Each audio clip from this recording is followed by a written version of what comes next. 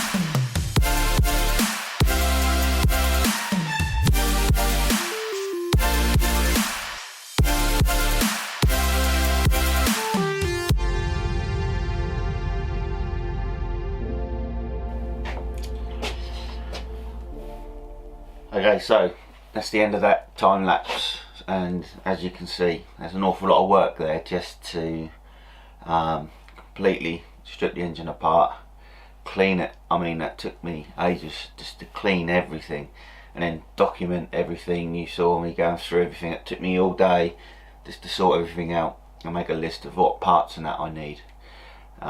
So yeah, I need to go away now and find out where I can buy all the parts I need. I've spoken to a few people and I know roughly where and what I need to do, so that's the next step. So obviously here is where all the that is the engine there, all tidy, neat, and ready to rebuild once I've got all the spare parts. So that's the next step. So in the next video I'll probably be stripping down the frame, taking that completely to bits, and then be sorting out everything on the frame, which I then need to reorder as well. So there's going to be a lot more parts to order after obviously I've sorted the engine stuff out, but I'll probably do the same process again by printing off. You saw how I did that. I printed off all the breakdowns in the Haynes manual of the engine, and then obviously laid everything out as it was breaking down. And I literally got one little round spring, which I'm not sure where it goes yet, but I'm gonna go and sort that out in a minute and find out where it goes. But other than that, I could account for every single part that I had. So that'll be the method I go down when I do the frame, and then I can make a list of all the parts that then I need to order for the frame itself. So I'm not 100% certain how many genuine parts I can get for this or not, so I think I weren't sure how I wanted to go down the road of rebuilding this, but I think now I'm going to try and get as many genuine parts as I possibly can for the engine and for the frame, but I don't think everything will be, but obviously I'll keep all the old parts anyway, so when I come to whether keep it for myself or sell it on so I can build another project, at least I'll have still all the genuine parts that can go with the bike wherever it ends up. So yeah, so keep tuned in for the next one, and I'll be breaking down this bike again, so see you soon.